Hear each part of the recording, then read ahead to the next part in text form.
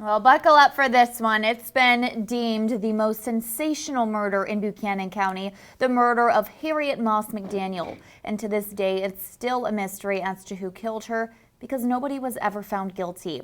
Recently, Voices of the Past brought this story to light once again with actors portraying the history. And KQ2's Mary Grace Rice has the story and theories surrounding the incident from over 100 years ago.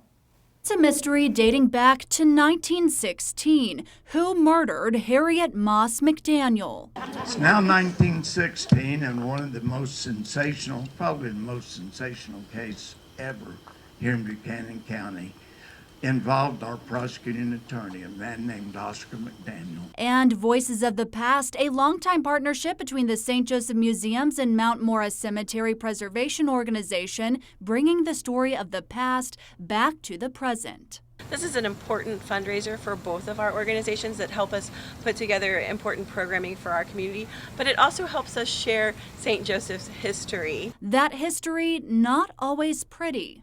Harriet McDaniel will be next. She was bludgeoned to death by her husband, and this was deemed the most sensational murder in Buchanan County at the time. And while it's believed by many today that Harriet's husband, Oscar McDaniel, was the one who killed her, he was found not guilty. To this day, we have no clear answer as to what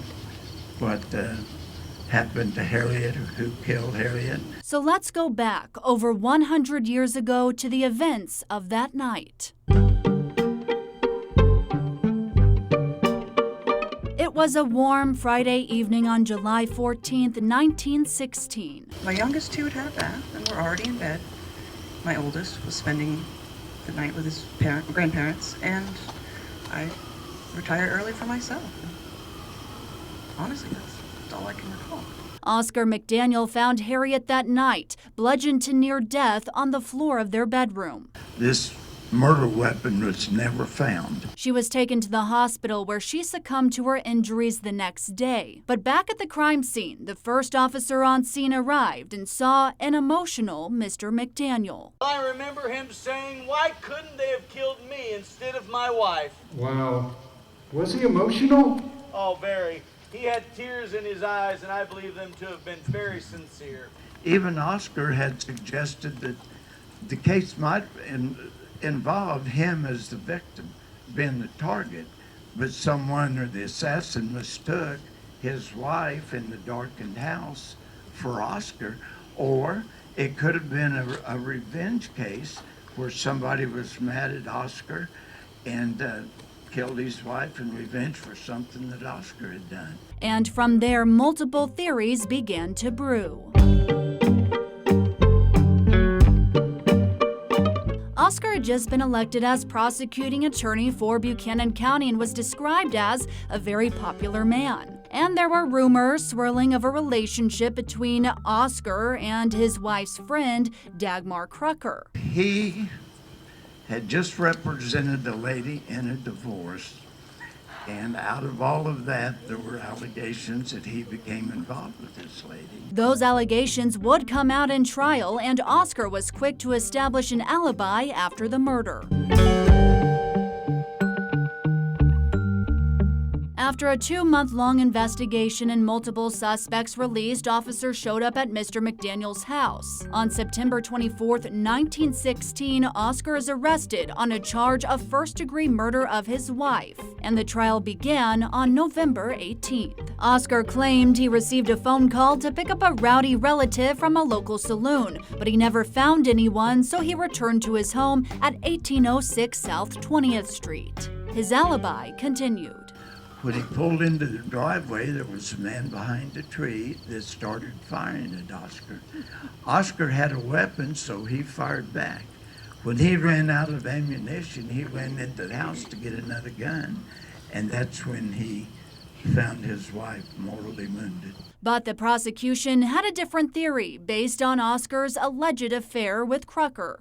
We believe that his wife, that'd be Harriet, found out about this relationship, and of course that caused friction in the household. Throughout the trial, the prosecution laid out the alleged unhappiness between Harriet and Oscar. When he got home, our belief and theory in the case was that he and his wife got into another argument, that Oscar struck her with a blunt instrument, inflicting mortal injuries. And after the evidence was laid out, the prosecution asked for a guilty verdict and a sentencing of death. And how did the jury react to that? Well, this trial had gone on for 17 days, and it took the jury about 90 minutes and 3 vows to come back with a not guilty verdict.